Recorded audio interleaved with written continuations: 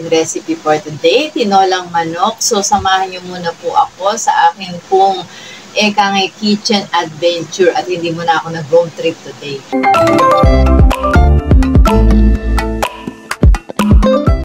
Hello, friendly people! Good day po sa inyong lahat. For today's video, samahan niyo ako kasi ako ay magluluto today ng aming lunch.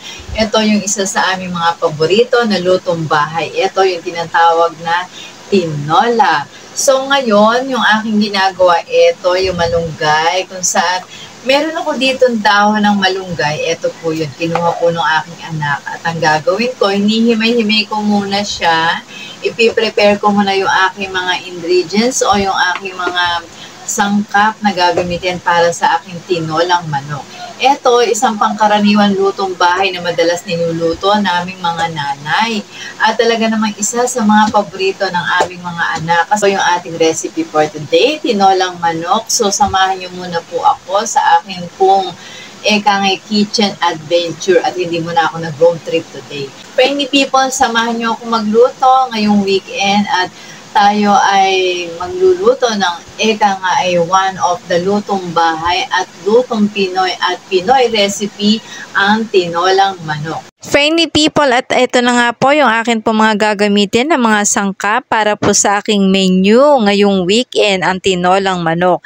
Ito yung one of the lutong ulam na talaga naman pong favorite ng everyone. Friendly people, kung bago nga po pala kayo dito sa aking YouTube channel, John Lising, please don't forget, pakisubscribe na lang po ang aking channel.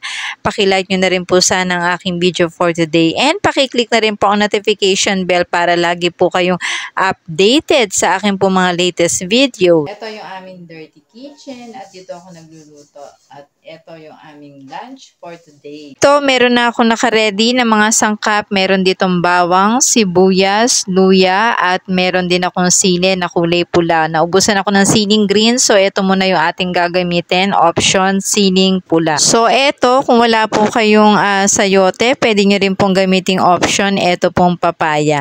Ito naman yung napaka-healthy at talaga naman pong superfood ang malunggay kung saan pwede nyo rin pong gamitin yung dahon ng sili kung walang malunggay. Kanina nagpakulo tayo ng chicken. Ito yung naging sabaw. So ito yung gagamitin natin para sa ating menu na tinola at ito naman yung ating pinakuluan kanina na chicken. So ito, meron din tayong gagamitin dito na patis, mantika. Syempre, ito yung ating unang gagamitin at meron din akong ginamit na chicken cube. First step, nilagyan na natin syempre ng mantika yung ating kawali at dito ay transfer na natin yung luya dun sa kawali. So halo-halo lang natin yan.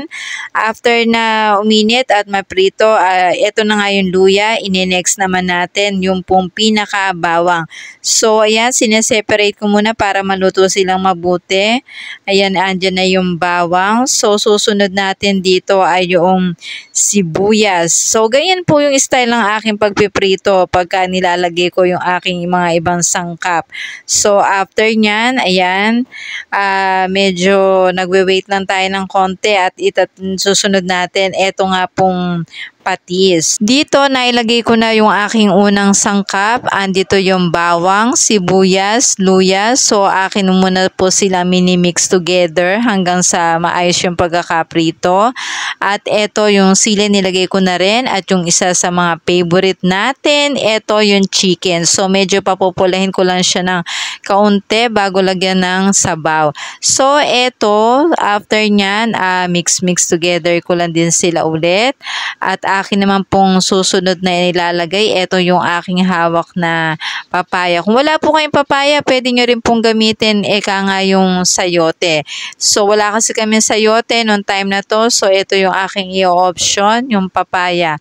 Ito yung aming weekend menu. Ito yung tinolang manok na one of our favorite na Pinoy ulam, Pinoy favorite na lutong bahay na talaga naman pong napakasarap na kahit kainitan ng panahon ay talaga naman pong napakasarap kumain ng ganito pong menu. Ito yung tinolang manok na aking home version. Friendly people, at dito nakalagay na po yung sangkap na papaya. So wait ko lang siya na kumulo at ito na nga, nilagay ko na rin yung pinaka last na sangkap ng aking tinolang manok, ang malunggay. So ilang minuto lang natin siyang iintayin at pagka kumulo ay atin na pong isasalin sa pinaka plate. So ito na nga yung pinaka final touch at luto na talaga yung aking pong menu. Ito yung tinolang manok. My home version ng tinolang manok. Thank you for watching. God bless everyone and see you po sa mga next video ko. God bless everyone. Bye-bye po. Happy weekend everyone.